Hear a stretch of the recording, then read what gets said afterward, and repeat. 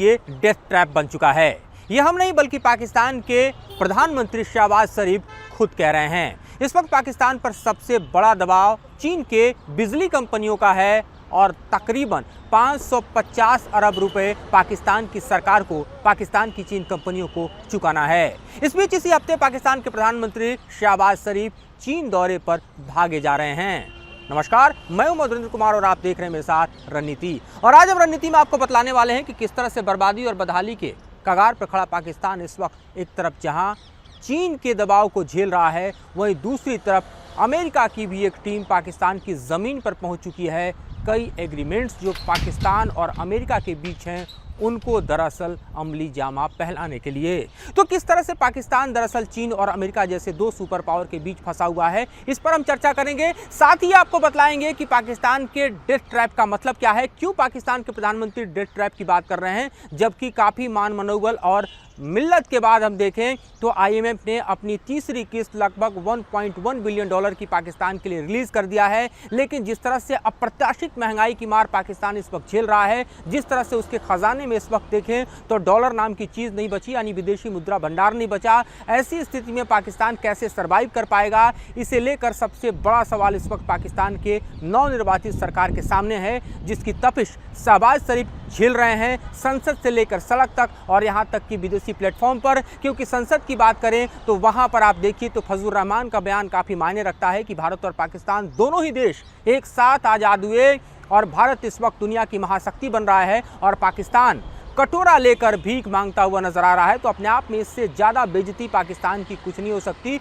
जिस हालात से इस वक्त पाकिस्तान की सरकार जूझ रही है। इस बीच हम आपको बतलाएं कि पाकिस्तान जो कि चौतरफा घिरा हुआ है, भारत के साथ अगर पाकिस्तान के संबंधों की बात करें तो पाकिस्तान ने अभी तक भारत के खिलाफ अपने जो आतंकी नीति है उसको नहीं छोड़ा है। ये और बात है कि दोनों ही देशों के बीच सीज फायर के तकरीबन 3 साल गुजर चुके हैं। इस बीच आपके लिए भी समझना जरूरी है कि पाकिस्तान दरअसल किस तरह से रणनीतिक लिहाज से चारों तरफ से घिरा हुआ है। एक तरफ ईरान, दूसरी तरफ अफगानिस्तान, एक तरफ भारत के साथ संबंधों की बात मैंने की। इस बीच आपको ईरान के साथ बताएं कि जिस तरह से ईरान और पाकिस्तान के बीच युद्ध के हालात थे, उससे निकलते हुए दोनों देशों ने एक बार फिर से दोस्ती का हाथ भले ही बढ़ा लिया है, लेकिन अभी भी अफगानिस्तान के बॉर्डर पर और खासतौर पर बलूचिस्तान में पाकिस्तान के लिए बड़ा संकट है, जो कि आतंकी संकट से पाकिस्तान जूझ रहा है। इस बीच आप देखें तो ईरान के साथ पाकिस्तान की दोस्ती दरअसल अमेरिका के साथ संबंधों में लाती हुई कड़वाहट के तौर पर देखी जा सकती है। अमेरिका ने बड़ी धमकी देने के बाद एक डेलीगेशन को पाकिस्तान की ज़मीन पर भेज दिया है। लेकिन इस बीच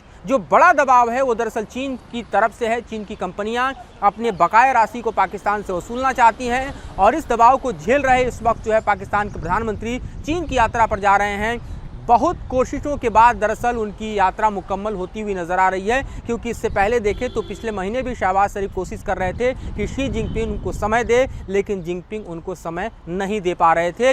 और ऐसे में पाकिस्तान की स्थिति जो है वो दरअसल चीन के सामने गिड़गिड़ाने की स्थिति में थी, क्योंकि चीन अपने सीपेक प्रोजेक्ट को लेकर भी पाकिस्तान की ज़मीन पर फंसा हुआ है। और जाहिर तौर पर जिस तरह से सीपेक प्रोजेक्ट पर चीन के तमाम जो इंजीनियर्स हैं उनकी जान खतरे में है। कई इंजीनियर्स पिछले हमलों के दौरान अपनी जान गंवा चुके हैं। उसके बाद हम देखें तो कई प्रोजेक्ट जो हैं, खासतौर पे पावर प्लांट प्रोजेक्ट, जो हाइड्रो पावर प्रोजेक्ट जो कि सीपेक की जान कहे जाते हैं, उन पर जिस तरह से बंदी का दबाव दिखाई दिया, उससे पाकिस्तान और चीन के जो रिश्ते हैं वो पूरी तरह से तार तार हो गए।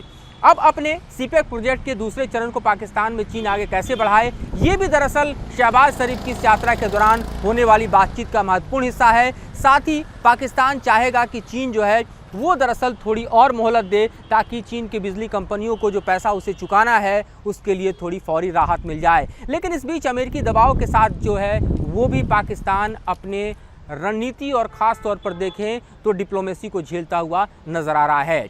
लेकिन सबकी निगाहें दरअसल शहबाज शरीफ के चीन यात्रा पर टिकी हुई है, क्योंकि चीन के लिए भी एक बड़ी चुनौती है सीपेक के प्रोजेक्ट को पूरा कर पाना। क्योंकि ये प्रोजेक्ट एक तरफ देखें तो POK और दूसरी तरफ बलूचिस्तान से गुजरता है, और दोनों तरफ इस प्रोजेक्ट पर जिस तरह से आतंकी हमले हो रहे हैं उससे चीन की चूल्हे हिली पड़ी हुई हैं। और पाकिस्तान चाहकर भी उसको संरक्षण नहीं दे पा रहा है। पाकिस्तान की अपनी हालत इतनी ख़राब है, ख़ासतौर पर आतंकवाद के मोर्चे पर, कि TTP और बलूच विद्रोहियों ने पाकिस्तान के लिए इतनी बड़ी समस्या इस वक्त खड़ी कर रखी है कि पाकिस्तान की आर्मी उससे पार नहीं कर पा रही। तो ऐसे में पाकिस्तान चाहकर भी किस कदर चीन के प्रोजेक्ट को सुरक्षा दे पाएगा, एक बड़ा सवाल है। ऐसे में चीन पूरी प्लानिंग के साथ अपने सुरक्षा बलों को दरअसल सिविल ड्रेस में और अन्य तरीके से पाकिस्तान की ज़मीन पर उतारना चाहता है, लेकिन ये भी किसी चुनौती से कम नहीं होगा। अगर पाकिस्तान की आर्मी, PLA के लोग जो हैं वो जाहिर तौर पर चीन की आर्मी और PLA के लोग पाकिस्तान की ज़मीन पर आते हैं, वहाँ पर भी आतंकी खतरा उन पर कम नहीं होगा।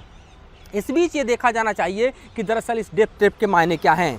तो आप जानते हैं कि तकरीबन 550 अरब रुपए का बकाया जो है इस वक्त पाकिस्तान के ऊपर चीन के बिजली कंपनियों का है। दूसरी तरफ आप देखिए तो चीन का जो पूरा का पूरा कर्जा पाकिस्तान के ऊपर है वो भी कमतर नहीं। अगर चीन के कर्जे को पाकिस्तान के ऊपर देखें तो आप समझिए कि ये भी अपने आप में एक बड़ा ग्राफ जो है वो पेश करता है। उसके जो डाटा हैं वो बतला रहे हैं कि तकरीबन जो है अगर आप देखें तो चीन का पाकिस्तान के ऊपर कर्जा 67 अरब डॉलर से ऊपर जा पहुंचा है। ये भी अपने आप में एक बड़ी चुनौती जो है वो दिखाई दे रही है। और इतना ही नहीं बल्कि 67 अरब डॉलर से ऊपर अगर हम कहें तो चीन का कर्जा पाकिस्तान का है, लेकिन अगर आप विदेशी कर्जे को पाकिस्तान के ऊपर देखें तो ये फिगर और बड़ा दिखाई देता है। पाकिस्तान के स्टेट बैंक के ऊपर जो इस वक्त का विदेशी कर्जा है वो तकरीबन 124.5 अरब डॉलर का है। और इस तरह से पाकिस्तान पूरी तरह से डेप्ट में भिड़ा हुआ है, डेप्ट में एक तरह से यानी कर्ज में डूबा हुआ है। और इसीलिए पाकिस्तान के प्रधानमंत्री शहबाज शरीफ कह रहे हैं कि ये डेप्ट ट्रैप पाकिस्तान के लिए डेट ट्रैप बनता जा रहा है।